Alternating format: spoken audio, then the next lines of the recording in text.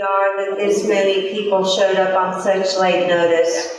To give you a little background about why we decided to do this, there's a whole group of us that do pay attention, as I'm sure all of you, otherwise you wouldn't be here. And we didn't really agree with what we've been hearing about why we need a tax increase. And so we've been going back and forth, thought we would do handouts at meetings, thought we could talk to people on social media. Well, that wasn't real effective. So we decided the best way to tell our story versus the journey that we're on, the Cobb journey, was to get in front of people, interact, actually have a conversation, and put the facts out there on the table. Because it's our representation that we're not getting the facts. So with that, I'm going to get started. And I think you all got an agenda, so you kind of know what the format's going to be. So, is this your way, Michael?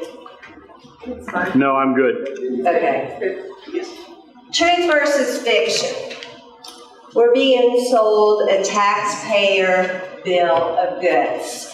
And one of my favorite quotes and one of my favorite presidents, and this kind of sums up exactly what we're talking about. Government does not tax to get money it needs. Government always finds needs for the money it gets. Cobb's budget journey. This might look familiar to some of you who have gone to the county town hall meetings, how we got here. After all the town halls, we still don't know. To go through a few of the things, this is how we feel we got where we're talking about a $30 million deficit. Did the Cobb budget journey happen to mention any bad budgeting decisions? Did anybody hear anything? No. Did they talk about the park bond debt that was voted for? That wasn't it? No. Did they talk about the payroll increase that cost $10.5 million? No. How about the pension fund payment that was they had to make to equal out the pension before we had to go to get our AAA rating? They did mention that, but they said they had to do it. Okay. They just had to do it. Yeah, of course they did. Yeah. And I don't know how many of you actually have looked at the budget that was adopted for 2018. But if you notice, the revenue, the tax digest revenue in the 18 budget actually was minus $6,666 over 2017. And that was with a projected increase of 4.5%. Does that make any sense to anybody? Not to me. So it's my position, I don't know that all my fellow advocates actually agree, but it is my position, they purposely understated revenue when they did the 2018 adopted budget. 3 versions of the fund balance were found when we were trying to get the actual numbers that we wanted to present to you. One, which was the adopted biennial budget, which was a zero balance in the fund balance, which basically what that is, it's money you need that isn't covered in the budget. That's as clear as I can explain it. Then there was the adopted budget in 2017, which showed $21.5 million. Then in the adopted 18, it went down to 19.7. Okay, what's the problem with those numbers? Nothing. They can change those numbers around as money comes in. There's nothing wrong with that. What's wrong with that? That number right there shows you what the debt is. Okay, it shows you what the shortfall is. It shows you the deficit. It's not 30 million. It doesn't say 30 million. Now, how they concluded the $30 million hole is a mystery. It has not been explained that I've seen in the budget journey. And so it leaves you with the question, were we purposely misled? Did they hide some expenses maybe we can't find, which wouldn't be surprising. The budget's very difficult to work through. But it still leaves you with a big question. Where did the $30 million hole come from? Now, here's a question that's in, I think, everyone's mind that doesn't support the tax hike. How can they ask us to support the tax hike when we haven't even seen the budget that he's presenting? We saw the budget that's 1.9 mil, but he claimed in the East Cobb Town Hall meeting, that wasn't his budget, that came from finance. It was just kind of a placeholder. And where did the $30 million deficit come from? Like I said, we don't know. But while you're asking us to get more money, how do you know you can fix it if you don't even know what it is? If you don't know where that 30 million came from? Have we seen a list of actual cuts he did? Because the one that's in his presentation is a list of what Tim Lee did. It was before Mike Boyce ever showed up. The solution that we have been told is, if you, WSB for the Channel 2 fans, sorry. The solution that we've been given is, we're going to close down all the things that you really like. Yeah. Unless you agree to my tax hike. And that threat to take away, that threat to take away the things that we desire, I think is his solution. Another thing that was kind of noticed in his presentation over and over again in all of the videos that we've had to endure is he continues to blame the past Board of Commissioners for the problem. There's only so much of that goes so far. He owns the 2018 budget. That's not Tim Lee's budget. That's Bob Ott's budget. He owns it. And My voice. No, my voice. what did I say? Well, it's his too. It is like But he didn't vote for it. No, He didn't vote for the increase. I give Bob a lot of credit for doing that. Exactly right. But here's the thing. They knew there was a deficit going in it. That little line that was 20 million, then it was 19, first it was 0. That line told them there was a deficit and they kept spending anyway. That's exactly right. Chairman Boyce has also, if you followed his tenure from the beginning, has promised all these different things. And all the while, I'm sitting there scratching my head going, how can you be promising this stuff? You keep talking about this hole that we're going to get ourselves into if we don't get spending under control. And so I'm just going to go through a quick list of what he's promised, and this is not all inclusive. I promise I will find the money for the other 52% who did not get a salary increase. Whether they need it or not, they weren't mentioned. Those pay grades weren't mentioned in the study. But he's going to find the money. I will find the additional $14 million for the parks bond that we are owed for the original $40 million. I'll reinstate the merit increase. Now this is a good laugh. The 3% merit increase was never taken away. They just moved it out of its own private fund and put it within the departmental fund so you couldn't find it. Okay, then another funny thing is all the number 1 priorities he has. It depends on who he's talking to. One of them is Third Army Road Connector. That's a $260 million project that connects Paulding, Bartow, and Cobb. It's a small little stretch of road, $263 million. Doesn't alleviate traffic in Cobb. What it does is make it easier for Paulding and Bartow to get over to 75. Number 1 priority, public safety. Everyone says the number 1 priority is public safety. It has been ever since Christ was a teenager. But why aren't they budgeting it if it's their number 1 priority? Number 1 priority, I'm going to build affordable housing. That is not the law of local, the rule of local government. I'm sorry. I'll restore library hours, including Sunday. That was the first mantra in our East Cobb Town Hall, his first one. Why? Because the library group that now has over 4,000 members is one of the biggest, actually, supporters of this tax increase if they get to keep the libraries. And then all of a sudden it's, oops, I can't do that. We'll do it over 3 years. I promised Sunday bus service and more routes, so we can have more empty buses running 7 days a week. Good grief. I promised to bring transit to Cobb County. Really? I thought we had to have a referendum on that. Anyway. And I'm not going to fund nonprofits. Nope, I'm not. We're cutting it. Oh, wait. Yeah. Yes, I am. So, I'm going to go through some slides and try to debunk the myths. The pay scale increase was mandated. He has said that over and over again. It was not in the budget and it was not mandated. It was a study. There was a resolution done when Tim Lee was still in there, but he is under no obligation whatsoever to fulfill that resolution.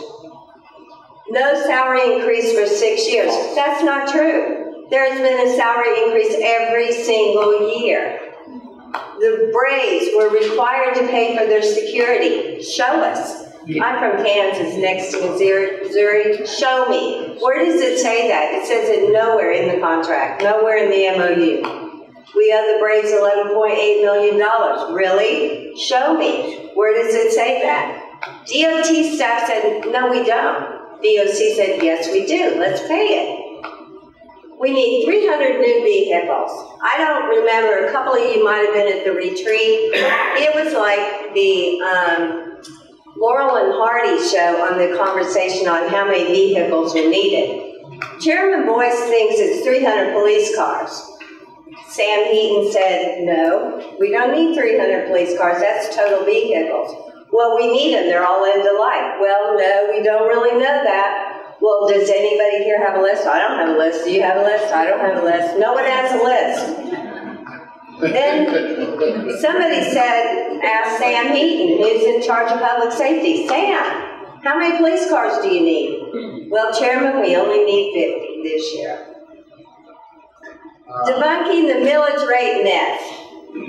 He talks about millage rate like it's money in your bank account. He talks about the millage rate as being his revenue that he plans his budget on. That couldn't be further from the truth. It's an index used to factor in the amount of revenue he wants to get. That's what it is. But that's not how he's presenting it. We had the lowest millage rate for years, and it was not a problem, but it is one now. Why? Why is that a problem? That's why I said. Low millage rates keep our AAA rating, number one. They mention that every year we get a AAA rating, 21 straight years. And this is interesting, and I'll give Larry, my good friend Savage, credit for this quote because I thought it was brilliant. Once in a while Larry comes up with a good one. Prior to Mike Boyce, having the lowest millage rate was a point of pride. It wasn't a competition. And I just popped this up here for a quick preview. If y'all can see this, it's kind of small, but it shows you we are not the lowest millage. They keep saying This millage is for the general fund. It's not the total millage, but we by no means are the lowest, just saying. Debunking the homestead exemption. Yeah. How many of you in here have a homestead exemption? How many of you in here own 2 homes? How many of you own rental properties? You don't get homestead exemptions for those. He's making it seem like every single person in Cobb County gets a homestead exemption. They do not. He makes it seem like everybody's tax bill is the exact same savings, the exact $19 a month. It's no big deal. It's only $19 a month. Oh, but it's 25, almost 26% of your total tax bill on the one that they cherry-picked. So I have a question. How many of you believe the homestead exemption created this deficit? Because that's the message he's giving. Yeah, that's what I thought. How many believe the $30 million shortage was caused by the $28 million homestead exemption? Do you believe the homestead exemption is a bad thing? No. No. Well, it wasn't until Mike Boyce decided to make it be. because that's the message I think he's putting across. We have this problem because you all are taking $28 million away from my revenue. And that's exactly how he says it. 123 million is what he said at the town hall meeting. Well, 23 last year, 23 million. This upcoming budget will put 28 million in exemptions. And he does call it my budget. It is Me, my, it's yeah. mine. My revenue, my budget. Well, it is his budget. Debunking the rollback. Did anybody see the videotape of the rollback explanation? I did. Okay, that might be, if we have time, it might be worth hooking up to the internet and have you watch it, because he goes through well, you can see the board. I took screenshots of the video. He doesn't use real numbers, of course, because the real numbers don't make sense. He used 100 million in revenue at 10 mils. So to keep the budget the same, which you're required to do by law, or you have to advertise a rollback, which means this much more money is going to be brought in this year at the same mill unless I roll back the millage rate. So he comes up with, the state is making me tell you it's 34%, but it really isn't. Then he goes into the real story, which is on the other side of the screen. In the video, the real story is empty. He fills it up with what? Another cherry-picked tax bill that was $137,000 assessed value, and he puts that up there, and he tries to correlate the rollback with the millage rate to your tax bill. It's like comparing apples to oranges. Debunking the threats. We have nowhere else to cut. Well, what did he cut to begin with? I mean, no one has seen a list. What did he cut? If we don't raise the millage rate, we're going to have to cut. We're going to take your stuff away. We're going to take your libraries, parks, art centers, rec centers, senior centers, mowing. We aren't going to be able to do the ditches. We aren't going to be able to fund the police. I mean, children are dying in the streets if we don't raise the millage rate. That's right. And then a good example of this is when he said, I'm not doing the nonprofits, can't fund it. We shouldn't be doing it. We shouldn't be. Then there was a trail of people that came to the BOC meeting, and they all told their story of why they needed the funding. And I understand why they need the funding. They all serve a great service, but that's not the role of government. Right. So as soon as they pushed back, what happened? He refunded it, and he did it again in the 19 budget. And then the best one, why do I keep doing that? The best one was, it wasn't me who recommended these cuts, call your commissioners. Yeah. Here's the question we have. Did you consider making any of these hard choices? And part of the reason, this list is a little controversial. I can honestly say not all my friends agree with this 100% of this list. Number one on the top of the charts, any business, anybody who's been in business, anybody who tries to make a profit knows where is the first place they cut when they are in trouble. It's people. They cut people. And any business that tells you they don't have a bottom 5% of low performers, lazy people, people who don't show up for work, people who fake, I call them labor fakers, is probably not being truthful. Just doing a rough bar napkin calculation, 5% of the employees, of 4,500 employees, only 225 people. And if you look at it at 5%, using the average of a fully compensated employee, so that'd be healthcare, pension, 401k, whole 9 yards, of $61,000 a year, that would put $13 million back on the bottom line. They are considering it. Eliminate redundant positions. There's a ton of them. There's 2 or 3 managers in the same job. I mean, there's places they can cut. Stop rollover vacation and sick pay. Are you all aware that vacation and sick pay does not have a limit? If I'm a 30-year employee and I never take a sick day, I get all that money at retirement. Same thing with vacation. And by the way, the pay scale study recommended they stop the sick pay rollover. They did not. Okay. Also, look at departments where other places outsource, i.e. Sandy Springs. They outsource almost all of this stuff.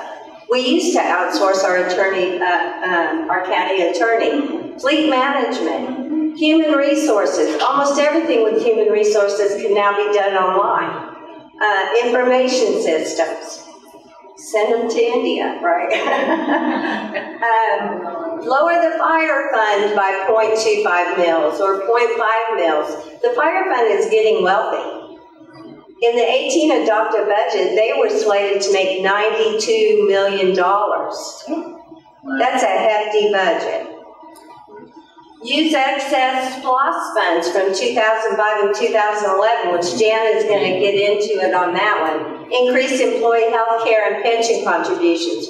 Right now, the premium, the very best Blue Cross health care they can buy, guess what a single person contributes? $10. 22%. A family only contributes 32%. I don't know anybody who has that kind of a deal. Freeze pension. That's not a popular topic, but you know what? It does make sense. And a lot of cities and municipalities have had to do it because it's just not sustainable. Everybody keeps what they paid in, but you stop it going forward. Here's some history and facts. Good news. We are bringing in historically high tax digest for the past 2, really 3 years. The digest in 2017 was up almost 6%. This year, 9.2. General fund revenue. Mike used 1990 through 2017. Those were odd years. But since he used them, do you happen to know we're 4 times higher? He made you think we're paying less millage than we did in 1990. That is a bogus thing. You know why? We only had $88 million in tax revenue in 1990. You know what we got this year? Almost $300 million. Big difference. Bad news, 8.46 will be the highest general fund millage rate in 27 years. And for the first time in 21 years, we got a warning on our AAA rating. They gave it to us, but we've been warned. Our chairman seems to be wanting to change all the reasons that we are given the AAA rating. And let me go through them. This came right from the report. Low property tax rates, he wants to raise them. Increased debt level, he did that with the Parks bond. Timley did it before with the Braves. Financial mismanagement, spending more than you take in. Fund balance reserve policy. He keeps telling us we've spent all the reserves, we've spent all the contingencies. 10-year snapshot. Okay, I want you to really look at this slide. Take a look at it. Does that look like a normal request for that kind of revenue? No. No, it doesn't.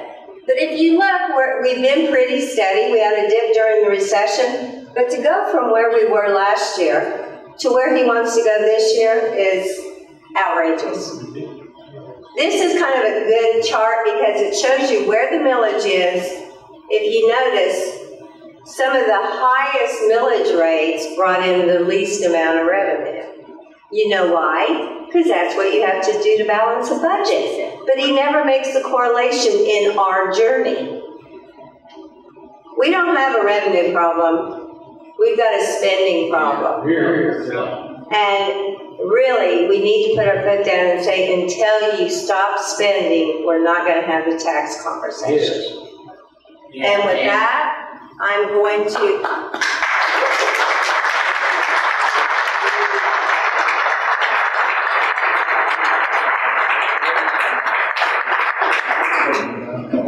Solution's easy. What is it? I didn't know if you were Next presentation. buying time. It's already there. It's right behind mine. Uh-oh, Larry. Sorry. I'm going to introduce Jan, and I don't know how many of you know Jan, but she's been a citizen advocate. She's like the ever-ready rabbit. She is on top of things. She does more things. for conservative fiscal responsibility. And one of her hot buttons, one of many, is SPLOST. And she's been after them for at least a year, maybe longer, because we have found that the law does allow for what she's getting ready to propose. And with that, I'm going to turn it over to Jan. And I'm going to turn it over to Larry first, Well- but I'll talk while Larry's bringing Michael. Okay. I'm done, so. Thank you, Larry. Thanks, Debbie. So, we thank you. We thank you all for being here tonight on a Friday. And this was the best we could do to try to answer Mike's claims, and they've been changing. So we're as finance said to, I think it was Debbie, things are fluid. Yes, and it's kind of hard to follow that. And Jan, isn't it coming up Monday? They invited me Monday at 1 o'clock for this budget. Is that not true? That's what Mike Boyce, his secretary, said Monday at 1. I don't know. That's 7 o'clock, I think. Well, he told me 1 o'clock. She told me 1 o'clock. They're all getting together, going over the budget that's being presented to the Board of Commissioners. They have the final town hall Monday Yes, at Sewell tomorrow Mill night. Library. That So I'm night. sure he will have some new numbers for us by then. But she did tell me Monday at 1, I'm invited over there. They'll be going over the Oh, interesting. over the budget. Into the commissioners. And then at 7 o'clock is the meeting at Okay. Yes. Okay, well, that's good to know. Introduce yourself. Yes, Is there yes. a way to do the same presentation earlier or later at the same place? Well, we are going to post this on YouTube thanks to Michael Opitz. All right. And we will let you know via Facebook and other ways to communicate where it will be. And I doubt that we'll have an opportunity the evening of Mr. Boyce's town hall. Will you be able to pass maybe the link to that and pass it out during the meeting? Tonight's meeting? No. Oh. At Monday. Oh, that's a good idea. Yes, well, I'll make an effort to do that. That's a very good idea. Again, my name is Jan Barton for the purposes of filming tonight, and I've lived in Cobb County since 1980, and I care, like you care, about our taxes and our county. We love our county, we love living here. And are you ready? I'm ready. Okay, thank you. Thank you. Thanks, Debbie, tech support and major guru. IT and politics don't mix. Thanks, Debbie. So tonight we're going to talk about the SPLOST, and we're going to talk about another source of funding that Mike Boyce has chosen not to address in his town halls.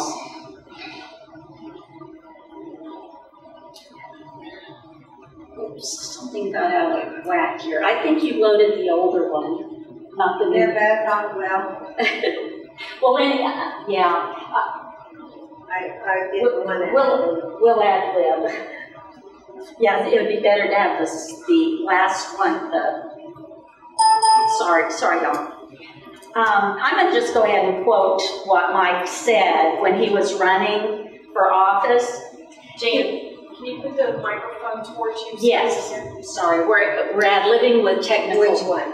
It's the one that says that one, V2. That one. Yeah. Psychic is one thing I'm not. Sorry. That's okay. We've had a lot going on. Thank you, Debbie. Is that it? Yes. Yay. Thank you. Yay. Thank you, Texas. She's amazing, isn't she?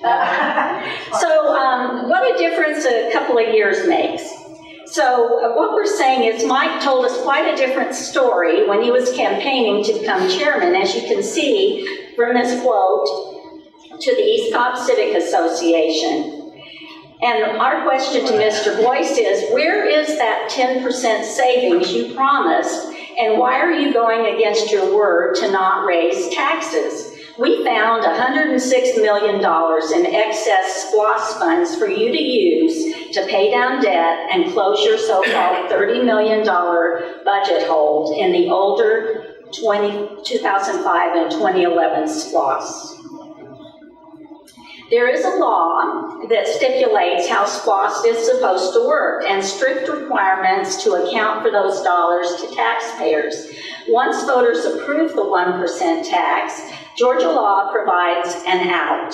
In some cases, remaining projects can be declared infeasible and money transferred to pay off debt or to the general fund. Have you heard that story before? No, negative. The law says absolutely nothing about Tier 1 and Tier 2 project lists. The tax is to be collected until the total amount needed for the projects is collected and/or the specified time frame, maximum of 6 years. Once collected, the tax is supposed to end. The county budgets on the law with the so-called Tier 2 projects. Thus, the SPLOST never ends. That's exactly right. This previous AJC article explains that some counties, like Chatham County, have returned excess SPLOST dollars to taxpayers or to the general fund, which helps reduce the tax burden. In other words, precedents have been set for this remedy. A group of us shared this information with Mr. Boyce in September of last year. Mike seemed quite interested at that time. Yeah.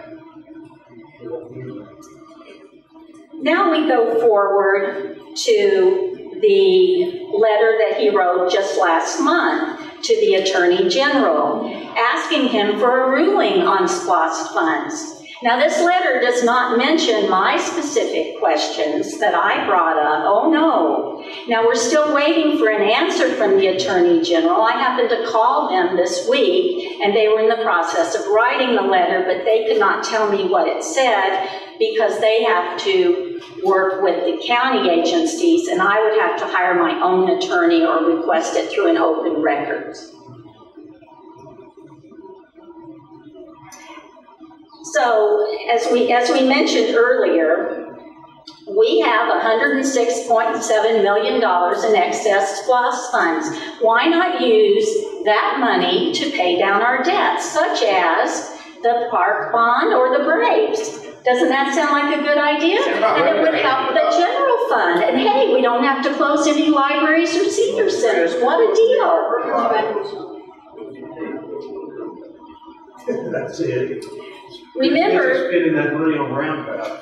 yeah, that's right, or synthetic turf. Remember that the Georgia law spells out how to handle SPLOST funds. And we definitely, as I showed you earlier, have that money in the 2005-2011 SPLOST. The law requires that we have accurate, timely, detailed reporting. So I say, show us the money, because many of us have had to hound them for regular reports that were not online. Recently, they posted after the fact a few 2005 SPLOST and 2011 SPLOST reports, but we still don't have all the answers. What are they hiding?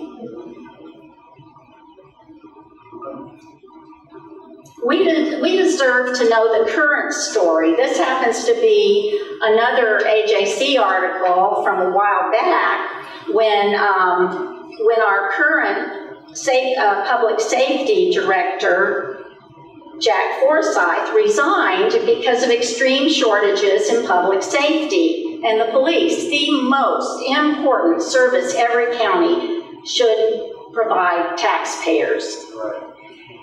Commissioner Weatherford is pushing for an added tax, another one, for the police separately. But we could avoid that, and we're going to give you some other ideas. The public deserves to know the truth about public safety and the police. We haven't had an accurate report. We don't know how many we're short right now, or what they need, or, as Debbie mentioned, the police cars. We don't know the real story. But remember, Mike says public safety is number one, then act like it.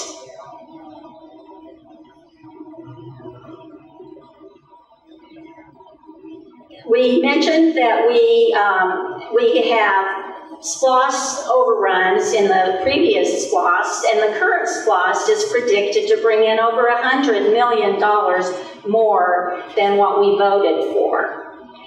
With that in mind, why not keep in mind the real law, start using good budgeting practice, and then we wouldn't be in this situation. We wouldn't require a tax increase, and that's our premise. We don't require a tax increase.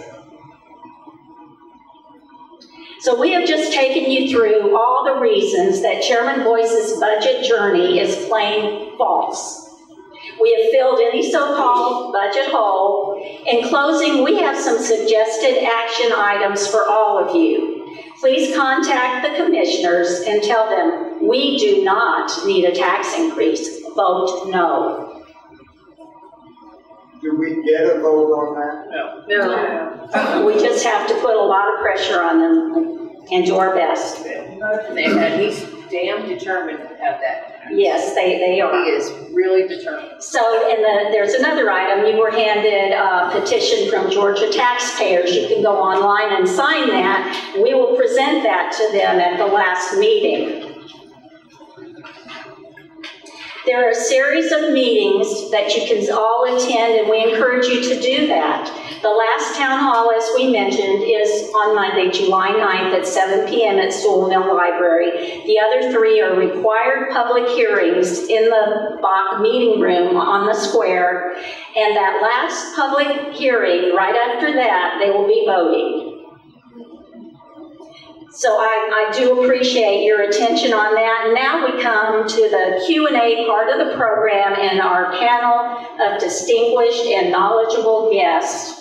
And I'm going to ask them to introduce themselves and take 5 minutes to discuss their concerns regarding the budget, and then you can ask them all of us more questions. We have Bill Byrne, Nathaniel Darnell, and Larry Savage. Please give our panel a round of applause.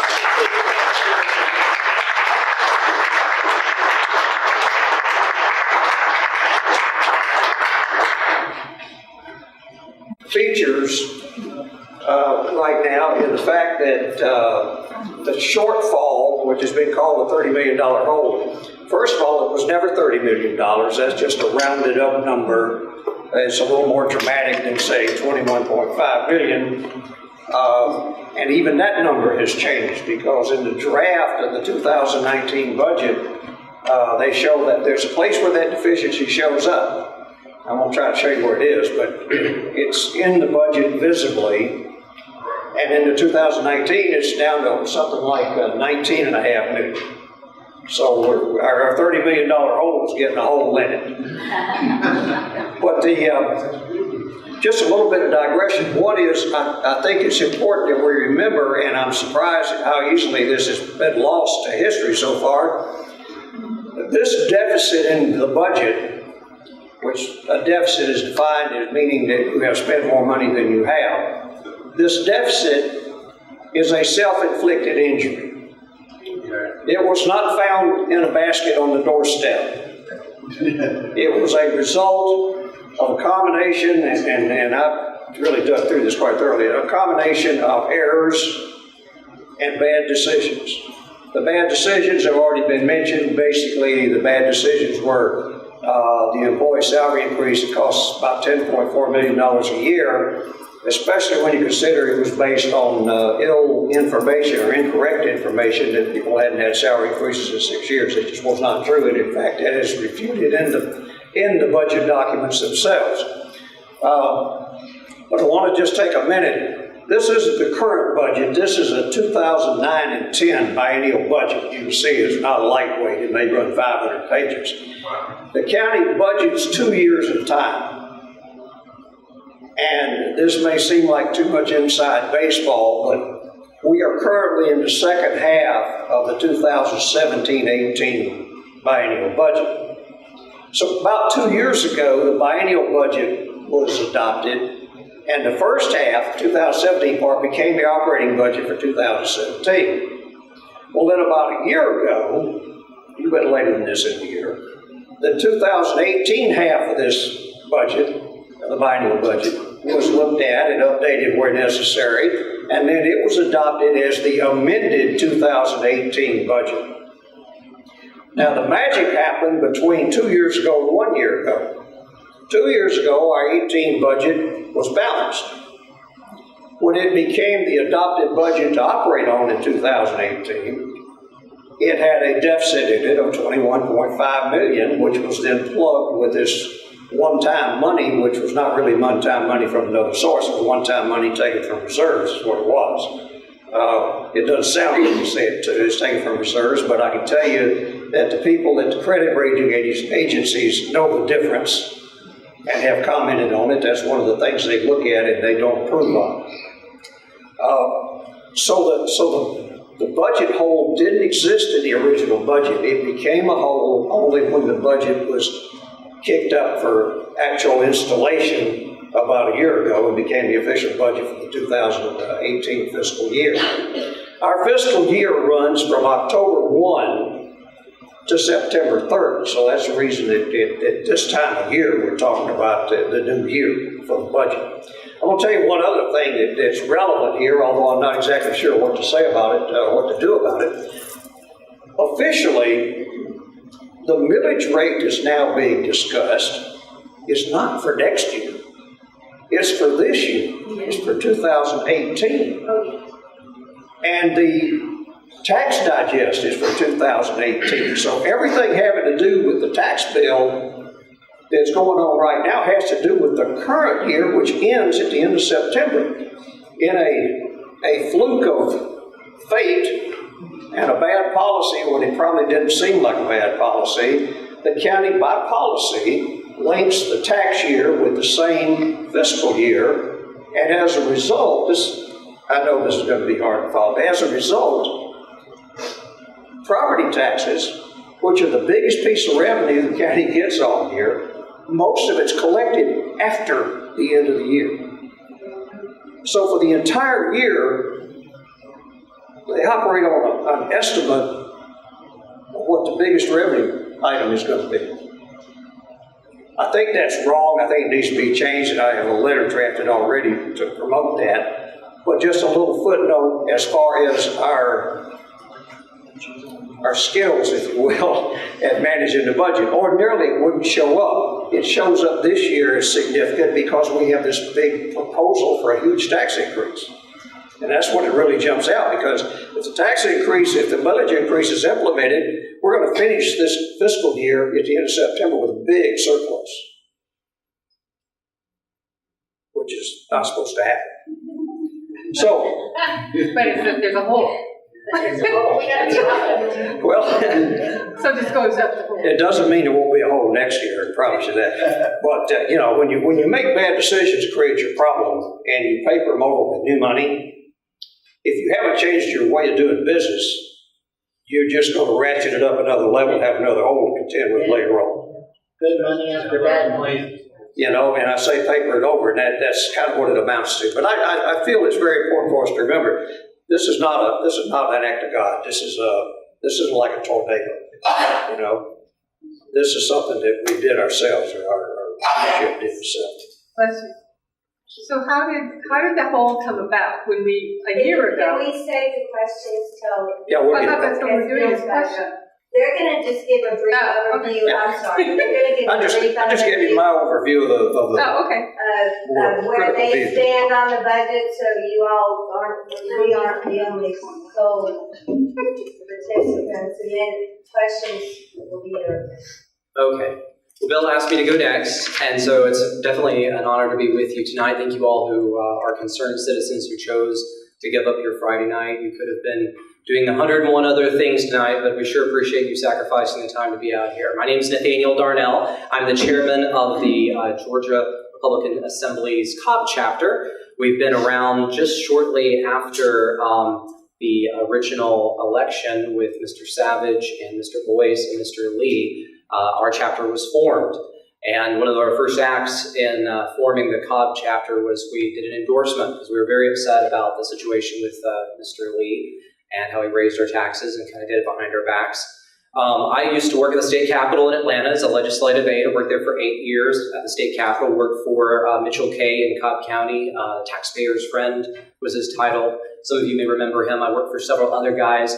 I'm a Juris Doctorate, a financial advisor, licensed in that. And I know a lot of seniors I work with and help are going to be affected adversely by this because they have fixed income. And a lot of them are going to not see their income go up, but they are all going to be affected more maybe than some of the others of us because they have that fixed income situation to deal with. As the Cobb County Republican Assembly, one thing that we care very deeply about is making sure that the Republican Party stands true to what it professes. We have too many examples of the Republican Party saying, for example, they believe in capitalism, they believe in free markets, etc., but then when we're put to the test in specific policy situations like this, we don't actually follow through. We still are just kind of Democrat light when it comes to wealth redistribution schemes. And in this case, crony capitalism, which really shouldn't be called capitalism at all. It's nothing. There's nothing capitalistic about it. It's socialism. It's wealth redistribution. It's fascism light, but it's basically taking money from one group and giving it to another. In this case, we have examples of another example of crony capitalism going on with Kroger, this tax abatement issue that was reported in several newspapers. It's like we didn't learn the lesson from the Braves Stadium. That was decried as being a horrible thing, and now we're doing that all over again. Yeah. Mr. Savage, commend him. He filed a motion in the court protesting $35 million in bonds that were submitted to pay for this new Kroger grocery store in East Cobb. We went to a couple of different town hall meetings with Chairman Boyce, and somebody asked, is there going to be an audit? Does anybody consider doing an audit? And he said, oh no, we can't afford an audit. An audit would be over $200,000. Well, one of the things he's proposing that we add, one of the increases, is an $800,000 increase to have libraries opened on Sundays. Nobody I've actually heard has said we're going to close down any libraries. But he does want to increase the library expenditure by $800,000. He won't do an audit, however, for about $200,000. That doesn't make any sense to me. To me, a tax increase should be a last resort. A last resort would be after you do an audit, right? Somebody else on our board with the Cobb GRA said, well, why don't they provide like an incentive plan for employees to say, hey, if you can find examples of waste, we'll give you a bonus if you can help us provide a solution. Again, that would be a reasonable thing to pursue, something like that. We've heard reports from the Marietta Daily Journal and the Atlanta Journal-Constitution about the East Cobb Library being leased to a private business. Meanwhile, they have a building 5 miles down the road that is owned by the Cobb County government. They could move the operation down there and they wouldn't have to continue to pay that lease. But we don't need to have an audit, apparently. There's concerns, in fact, some of you who've been to the men's restroom over here have seen the article that's been posted from the newspaper about one of the lines to the Cobb County Transit is not being hardly used. And yet there's no discussions about possibly shutting that down if it's not being used. So there's many examples of potential waste, in this whole situation, and yet we're not going to have an audit. We're not going to consider any possible, cuts prior to raising taxes. That just doesn't make sense. Not if we really believe that a tax increase should be a last resort. And I've sent letters to the different commissioners, and I got one back from Mrs. Cupid. She said, well, I don't want us to cut teachers. I don't want us to cut libraries. It's a false dichotomy. It's not really ultimately a choice between raising taxes and getting rid of libraries or teachers. No, there's 101 other things that they could do before they could worry about that option. So we'll answer more questions later on, but that's more or less our position. The Cobb County GOP, our board is 100% behind that. We've been working with a lot of other groups here, several of our members in the audience, and GRA, not GOP. Yeah. Did I say, excuse me, the Cobb County GRA. We are a partner organization. We are not the Cobb County Republican Party. We do appreciate them letting us use their building this evening. And thank you, Jan, and thank you, Debbie, for hosting this.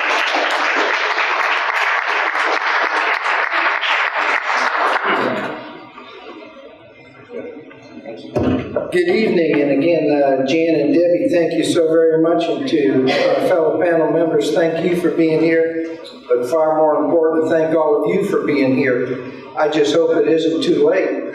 My name is Bill Byrne, and I served as your commission chairman for 10 years, from 1992 to 2000.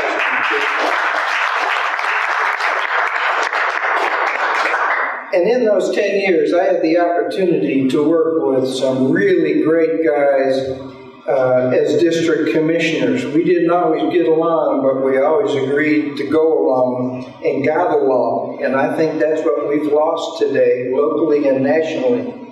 We had differences of opinions, but never differences in viewpoints.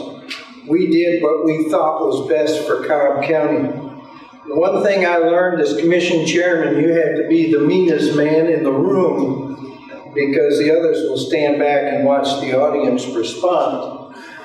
I think the three most important things that we as a group back then did was, for the 10-year period of time, all of us worked to cut the millage rate every single year we were jointly in office. And we did so 10 years in a row, and that reduced your property taxes by 18%. It can happen. And I know tonight I've heard a lot of criticism of Mike Boyce. You have to remember, this isn't a sole commissioner form of government. We have 5 commissioners who vote on every issue. Mike is the spokesman, not necessarily the message. I'm going to get to that in just a moment. But the second most important thing I'm very proud of, I wrote the legislation, and with the support of Johnny Isakson, then state senator, Bill Atkins, state representative, we passed local legislation that reduced, or at the age of 62, you no longer paid property taxes for education. That was a 67% tax cut in your property taxes.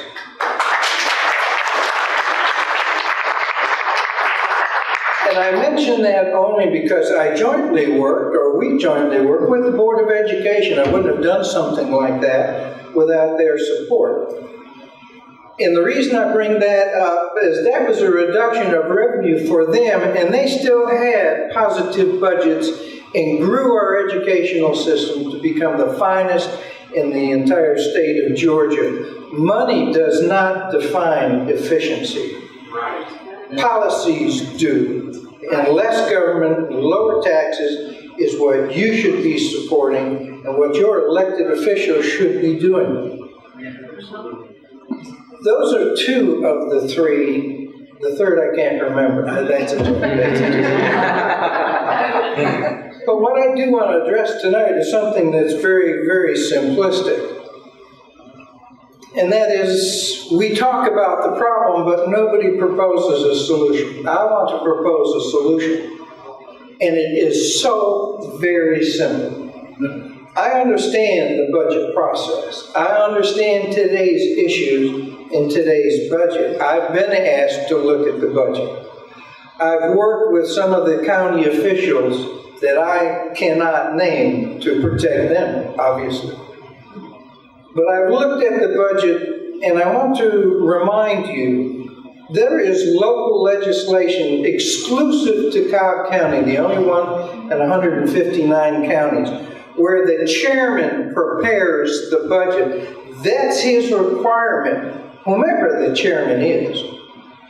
Once he presents it to the Board of Commissioners and they approve it or amend it, he has the responsibility for oversight and implement the budget. That's the power of the chairman. He owns the wallet. The problem we have in Cobb County today is our chairman didn't prepare the budget, staff did.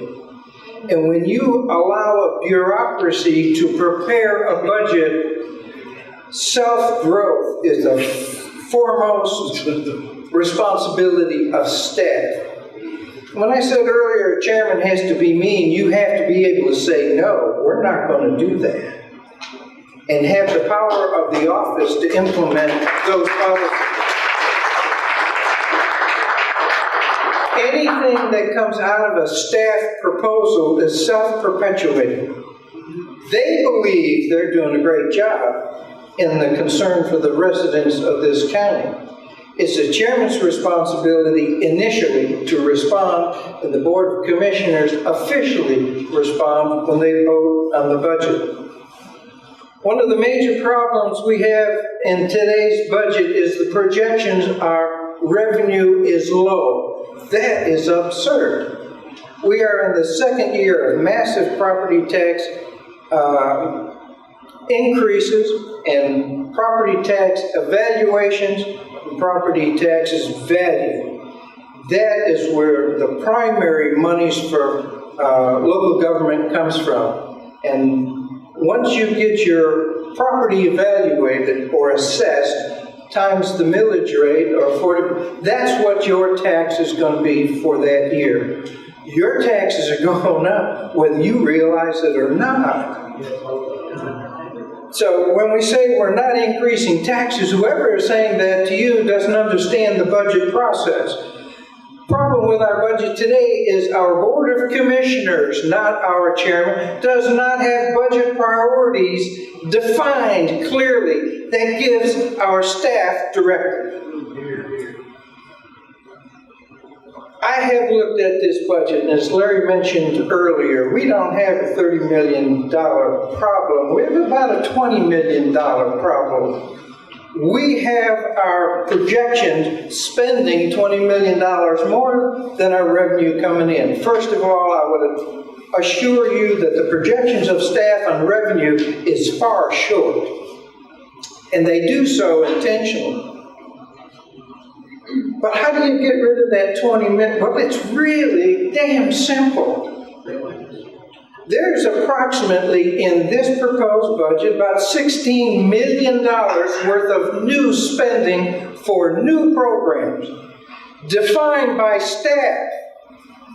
Okay, if the chairman says, or the Board of Commissioners say, no to any new spending, you've just saved $16 million. If you took the next step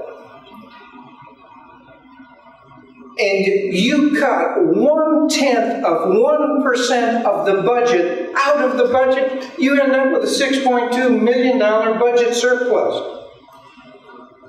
How hard is that? Just say no. These are our priorities.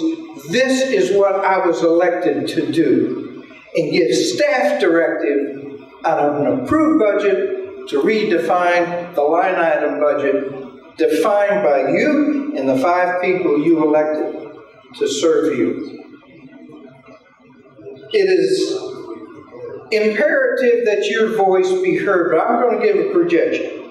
I was asked not to do this, but I'm going to do it anyway. As hard as all of you are working, when the vote is taken next Wednesday, it'll be a 3-2 vote to approve a tax increase.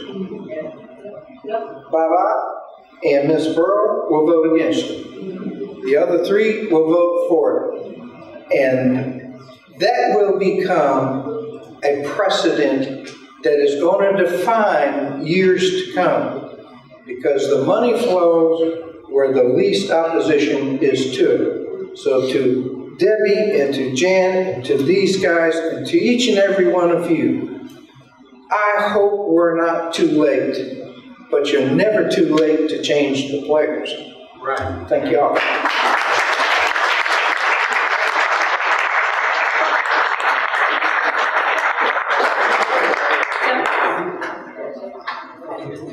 All right, and finally, we're going to take questions from the floor. We'll start with you, Fran. I basically have a question. How do we stop this? I've been making calls, I've been making emails, I've talked with people.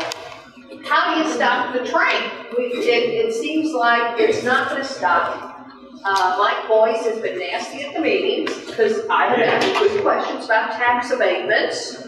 And if Cobb County is hot, like we're told it is, houses sell in 3 hours, why in the hell are we giving tax abatements? Why are the libraries hiring arts advocates? why are we doing all this? I tried to tell them, this is not in our tax digest. This is not what in our Constitution. Why are we doing this? I think the chairman, the honorable chairman, would be the best to answer that one.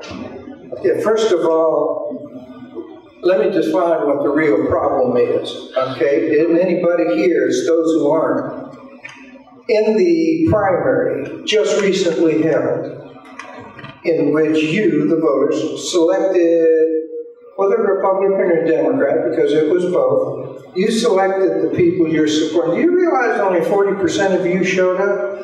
The problem in Cobb County and across this country is the other 60% don't give a damn. And they know it. So it's which 40 do you look at? And of that 40, you got to find 51% out of 40. That's 20,000 plus 1. It becomes a numbers game. To answer your specific question, you can't stop this. It's a done deal. It's over with. It's constitutional. Everything this Board of Commissioners and previous Board of Commissioners have is constitutional and legal. Whether you like it or not, you have to express your viewpoints at the ballot box. The problem is 60% of registered voters don't show up. That's the problem. Thank you, question. Not really a question, a kind of question. So one of the things, and I saw you, I think, at the West Cobb meeting, talking about the tax abatement. I wasn't allowed to stand up with first she was coming over, and then somebody said, no, don't let her stand up. And I did not hear, I'm in West Cobb, and I did not hear anybody standing up against the tax increase, which blew my mind. I've lived there for 30 years, and all it was liberal tax and spend. You need to be grateful that you have such great services, and you need to be happy that your taxes are going up. And Mr. Darnell, I saw you there. He didn't let you speak very long either. Nobody is talking about who is going to be hurt when this tax cut happens. And one of the big, obviously the seniors. But the other thing is, last time I checked, and don't quote me on the number, but over 60,000 veterans live in Cobb County. 57,490. We're all on fixed incomes. And we're going to be hurt tremendously.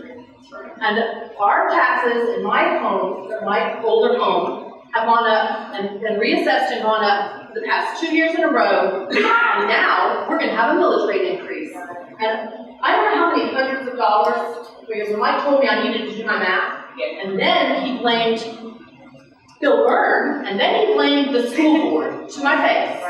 And that's after he had like 5 Democrats try to push me away from him after the meeting. I'm really angry. My name's Laura Armstrong. I used to write for the paper. The paper has not reported, and they have not reported who is going to be hurt by these tax increases. And I'm really angry that they have not reported who is going to be hurt. Donna, do you have anything to add about that? Because, I mean, these people served our country along with all the other seniors, have paid their dues and paid their taxes for all these years. And now we have a bunch of people coming in from out of town saying, we ruined Detroit, let's ruin Cobb County.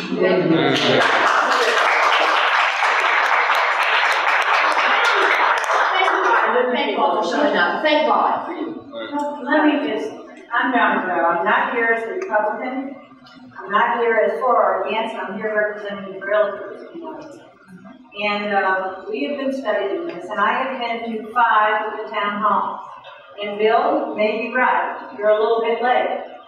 If I could make a recommendation to you all, instead of all getting crossed up and getting all excited and getting this, that, and the other thing, get on the email to Bob Weatherford. Get on him. Don't worry about Joanne Burrell.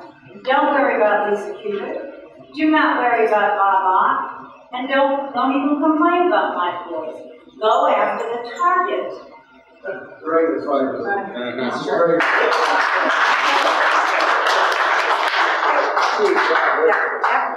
Yeah, so just a couple things. So for Larry, if I understand you correctly, if this goes through next week, there's going to be a lot of surprise people in August and September when they get a shock tax bill. We already got our assessments for this year. which I believe included an estimate of what our property tax bill would be in the fall, and people get budgeted for that, or had escrowed away in their mortgage, you know, so he's saying if this goes through next week, we're all gonna get hit with a big increase in October when the building project. Well, I have my tax bill here for October. They will add. They don't mail the bills out till October. the estimate that came out was the notice of your reassessment, if any. Yes. And it had on it an estimate of your taxes will be, but it used the existing millage rate. Correct. So if there's an increase in the millage rate, there's no early warning on that. That shows up when the bill arrives. And that's the biggest part of it, We're yes. gonna get a nice surprise in August. Yeah. Yeah, even people have looked at it and said, well, my assessment didn't change, I'm okay. May not recognize that if a millage increase comes through, they're gonna get hit a lot. Mine went up quite a bit, my assessment. Well, you'll get the double hit then. Quick question, CRT, are they still funding those studies for the CRT that's never gonna be built? The bus rapid transit? Well, first of all, let me comment on the premise of your question, that will never be built. I'll guarantee you the ducks are lining up to get that stuff built whether you like it or not. And it doesn't matter if it makes economic sense, it doesn't matter if it makes transportation sense, because those aren't the issues. The issues are, by golly, you're gonna get this. And you're supposed to get a referendum on it. But we've already lost our constitutional right to vote on debt, so that's no longer a roadblock. And they designed the bill around a 30-year period specifically to get bond financing, so that all the money can be borrowed and spent up front in the new transportation plan. So. All right, so they're still spending money on PRT studies? Yeah, they had a $700,000 study already committed. And just authorize another, what was it, 125,000 addition to it? Yeah, we did do that. Addition to that study. That's the first thing I would thought. Yeah. Chris, Bill wants to address your question too. It's two parts of it, and Larry is right. To round it off, there's $1 million budget item approved over a lot of objection for a consultant out of California to do another transit study. The second part of that is over voter option, House Bill 930, which was a regional transit study and legislated regionally, 15 county metro. And it is to combine us with, and who's gonna manage the money? MARTA, but it's gonna be all government, the ATM. Can I comment? I watched the video, folks. Thank you, guys. Oh my God. I have so many things to say. I don't know how to prioritize. So my whole thing, when I talked to this board, Trevor Boyd, long time ago, was where are we going to cut? What are we going to cut? Show me the cuts. And then my next thing was, we need an audit. And then you know also how we did that. So then I'm going like, I need data because I need to make a decision and I need to know what side I'm on.